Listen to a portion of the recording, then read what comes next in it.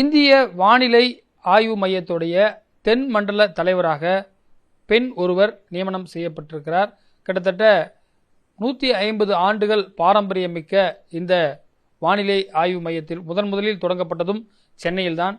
குறிப்பாக அரசு நிதி உதவி பெறும் பள்ளியில் சென்னையில் படித்து ராணிமேரி அரசு கல்லூரியில் இளங்கலை முதுநிலை எல்லாம் படித்து இந்த பொறுப்பிற்கு அவர் வந்திருக்கிறார். அவருக்கு புதிய தலைமுறை சார்பாக வாழ்த்துக்கள் மேடம். உங்களை மாதிரி நிறைய பேர் அரசு பள்ளி அரசு கல்லூரியில் படித்து நிறைய பேர் உங்களை மாதிரி வரணும், நிறைய பேர் ஆம்பிஷனில் இருக்காங்க. நீங்கள் இந்த பொறுப்புக்கு வந்தது எப்படி பார்க்குறீங்க? முதல் கேள்வி. நிச்சயமாக மகிழ்ச்சியாக தான் பார்க்குறேன்.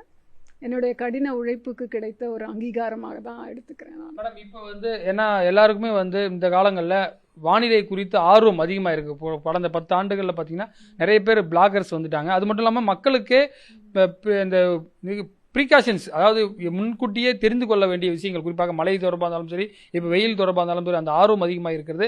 அது குறித்தான உங்களுடைய ஆய்வுகள்லாம் எந்த அளவுக்கு இருக்கிறது மேடம்? சென்னை மண்டலத்தை பொறுத்தவரை அந்த அளவுக்கு ப்ரெடிக்ஷன் கொடுக்கக்கூடிய நிறுவனமாக செயல்பட்டு வருகிறது? இந்திய வானிலை ஆய்வுத்துறையில் இந்த ப்ரெடிக்ஷன் வெதர் ஃபோர்காஸ்டிங் எல்லாமே நம்ம கண்டினியூஸாக பண்ணிட்டு தானே இருக்கோம். அதற்கான முயற்சிகள், அதாவது இன்னும் முன்னேற்றுவதற்கான முயற்சிகள் ஏராளமாக எடுத்துகிட்டு இருக்கோம். நிறைய புது கருவிகளை இன்ஸ்டால் பண்ணுறது, ஆட்டோமேட்டிக் வெதர் ஸ்டேஷன்ஸ் போடுறது, automatic rain gauge stations install பண்ணுறது, இதெல்லாம் நம்ம பண்ணிட்டு தான் இருக்கோம். ஸோ தட் உங்களுக்கு அந்த டிஸ்ட்ரிபியூஷன் ஸ்பேஷியலி நமக்கு நிறைய தரவுகள் கிடைப்பதற்காக நம்ம புதிய கருவிகளை நம்ம போட்டுட்ருக்கோம். அதனால நமக்கு டேட்டா கிடைக்கும், அடிஷ்னல் டேட்டா கிடைக்கும் மாடல் இன்புட்ஸ்க்கு. இப்போ ஒரு பெண் ஒருவர் இந்த போஸ்ட்டுக்கு வந்திருக்கீங்க, என்ன படிக்கணும்? இந்த உங்களை மாதிரி வர்றவங்களுக்கு நீங்கள் சொல்ல வேண்டிய ஒரு கருத்து என்ன? ஒரு பெண் மகளிருக்கு, ஏன்னா மகளிர் தினம் வர இருக்குது, அவங்களுக்கு சொல்ல வேண்டிய மெசேஜ் என்ன சொல்லுவீங்க? என்ன சொல்லணும் அப்படின்னா, நாங்கள் படிச்சுட்டு வந்ததுனால தான் இந்த பதவி வந்திருக்கு.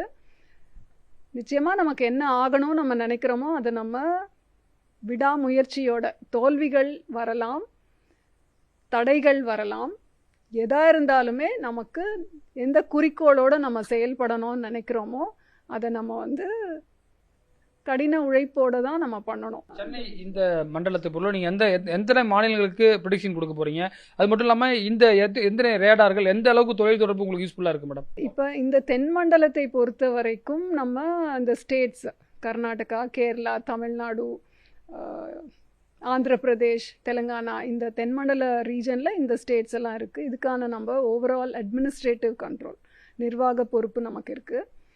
ரெடார்கள் இப்போ தமிழ்நாட்டில் நமக்கு காரைக்காலில் இருக்குது, சென்னையில் இருக்குது. சென்னையில் 2 இடத்துல இருக்குது. பள்ளிக்கரணையில் ஒன்று எக்ஸ்பேண்ட் ரெடார் இருக்குது, போட்ரஸ் பில்டிங்கில் ஒரு எஸ்பேண்ட் ரெடார் இருக்குது. இந்த ரெடார்கள் நமக்கு மழை குறித்த தகவல்களையும் புயல் மானிட்டர் பண்ணுறதுலையும் நமக்கு உதவியாக இருக்குது. மார்ச் மாதத்தில் இப்போ பிப்ரவரி முடிந்த உடனேயே வெயிலுடைய தாக்கம் அதிகமாக இருக்குது. இந்த மாதத்திற்கான ப்ரெடிக்ஷன் எந்த அளவுக்கு இருக்குது மேடம்? அதிகாரப்பூர்வ வானிலை அறிவிப்பு அப்படின்னா ஐஎம்டியில் ப்ரெஸ் ரிலீஸ் ஒன்று கொடுத்துருக்காங்க, அவுட்லுக் ஃபார் சம்மர் சீசன் 2025 அப்படின்னு. அதுபடி பார்த்திங்கன்னா மார்ச் மாதத்துலேருந்து மே மாதம் வரைக்குமான மேக்ஸிமம் டெம்பரேச்சர், அதாவது அதிகபட்ச வெப்ப அளவும் குறைந்தபட்ச வெப்ப அளவுமே அந்த மீன் வேல்யூ, நார்மல் வேல்யூவை நோக்கி இருக்கும்னு நம்ம கொடுத்துருக்கோம். பட் மக்கள் என்ன ஃபீல் பண்ணுறதுன்னா, சடனாக வெளியில் போனால் ஒரே ரொம்ப ஹீட்டாக இருக்குன்ற ஒரு அபிப்பிராயம் இருக்குது. ஆனால் டெம்பரேச்சர்ஸ் பார்த்திங்கன்னா 33, 34 அந்த வேல்யூஸில் தான் இருக்கும். சடனாக ஃபெப்ரவரியிலேருந்து ஏன் மார்ச் அப்படின்னா, இந்த பூமத்திய ரேகையை ஒட்டி தான் நம்ம சூரியன் மூவ் பண்ணுறதில்ல, பூமி தான் மூவ் ஆகிட்டுருக்கு. நம்ம அந்த பேச்சு வழக்கில் சொல்கிறது சூரியன் மூவ் ஆகிறார். இந்த பூமத்திய ரேகையை ஒட்டி சூரியனோட மூமெண்ட் இருக்கிறதுனால நமக்கு அந்த வெப்பத்தின் தாக்கம், நம்ம அந்த ட்ராபிக்கில் இருக்கோம் இல்லையா, இப்போ Chennai 13 degree north, 80 degree east அந்த லேட்டிடியூடில் இருக்கிறதுனால நமக்கு அந்த சடனாக அந்த வெப்பம் ஜாஸ்தியாக இருக்க மாதிரி ஃபீல் பண்ணுவோம். அண்ட் மோர் ஓவர் மரங்கள் குறைந்து விட்டன, emissions, greenhouse gas emissions ஜாஸ்தியாகிடுது, நம்ம ஏசிலேயே இருக்கிற நேரம் ஜாஸ்தி, அதுவும் ஒரு காரணம். நம்மளால் ஒரு சாதாரண ஒரு வெப்பநிலையில் நம்மளால் ஒரு அரை மணி நேரம் கூட நம்மளால் நடக்க முடியலை. இதெல்லாம் மாற்றம் இது ஒரு காரணமாக இருக்கும். காலநிலை மாற்றம்னா நம்மளை சுற்றி இருக்கின்ற சூழலும் அப்படி தான் நம்ம மாற்றிட்டோம். மரங்கள் இருந்த இடத்துல எல்லாம் பில்டிங் வந்துருச்சு. அப்போ நேச்சுரலி இந்த கான்க்ரீட்னால அந்த ரேடியேஷன் ட்ராப்பிங் இருக்குது. அதனால் நமக்கு அந்த வெப்பம் கொஞ்சம் ஜாஸ்தி இருக்கிற மாதிரி ஒரு தோற்றம். குறிப்பாக நிறைய வெதர் பிளாகர்ஸ்லாம் வந்துட்டாங்க. அவர்களோட இணைந்து குறிப்பாக அவர்களே நீங்கள் எப்படி பார்க்குறீங்க? இணைந்து பார்க்குறீங்க? அவருடைய கருத்துக்களை நிறைய பேர் போடுறாங்க. அதை பற்றி உங்கள் கருத்து என்ன? எனக்கு தனிப்பட்ட கருத்துன்னு எதுவும் இல்லை. இந்திய அரசாங்கத்தின் பிரதிநிதிகள் நாங்கள். அவங்களும் வந்து அவங்களோட இருக்கை மீது உள்ள ஆர்வத்தினால அவங்க படித்து ஒரு பேஷன்னால் அவங்க போட்டுட்ருக்காங்க.